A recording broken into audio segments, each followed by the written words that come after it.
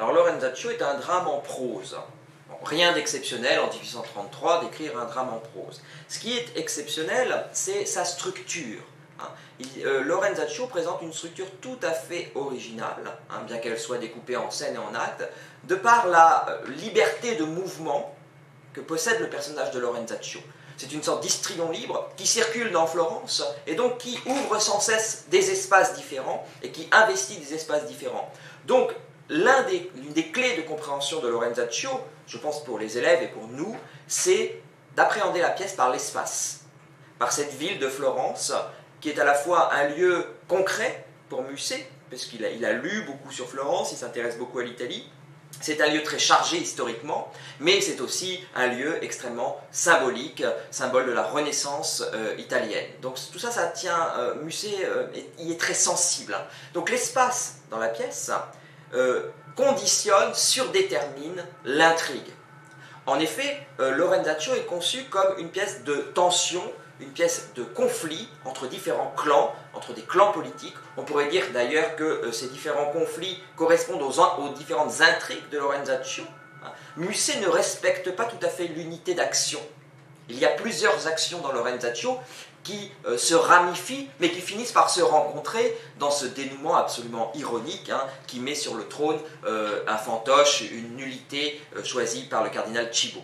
Donc ce traitement de l'espace, il surdétermine l'intérêt dramatique, l'attention dramatique et permet de comprendre, je crois, il nous permet de comprendre les différents conflits qui s'installent. Le clan des Médicis, avec Alexandre de Médicis, le clan des Strozzi, avec Philippe Strozzi, qui est le républicain, et enfin le cardinal Cibo, l'intrigue Cibo, qui est la plus sournoise et qui finit par triompher.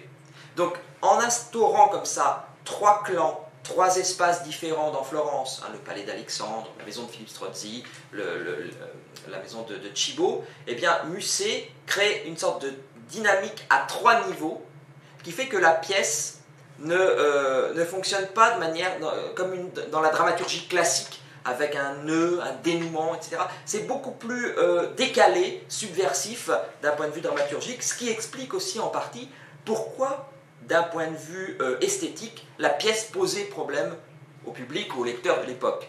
Parce que quand on regarde par exemple les pièces de Hugo, elles répondent finalement à un schéma assez classique au niveau de la catastrophe, du nœud, du dénouement. Lorenzaccio, non, c'est une pièce décevante d'une certaine manière sur le plan dramaturgique, volontairement décevante pour créer en nous une sorte de malaise. Et ce malaise est dû à la structuration de l'espace et à la manière dont le personnage de Lorenzaccio évolue dans cet espace. Alors, ce qui est intéressant aussi d'un point de vue structurel, c'est que Musset se souvient du drame épique. Il y a dans Lorenzaccio une dimension d'épopée. Épopée un petit peu grinçante, je dirais, parce que les figures qui constituent cette épopée sont elles-mêmes des figures ambivalentes. Il n'y a pas vraiment de héros dans Lorenzaccio. Lorenzaccio lui-même, on le considère comme un héros, mais ce n'est pas un héros, enfin c'est un héros au sens où c'est le personnage principal, mais c'est aussi un anti-héros. C'est en cela qu'il est romantique, comme Julien Sorel ou comme l'Antonie d'Alexandre Dumas.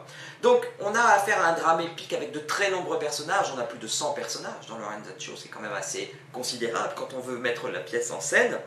Et donc cette dimension épique donne son souffle à la pièce. Il y a un souffle épique qui traverse Lorenzaccio du début à la fin. Musset alternant, pas tout à fait de manière régulière, les scènes de groupe et les scènes plus intimes. Il a une parfaite conscience du dosage des scènes amples et des scènes plus intimes, plus secrètes.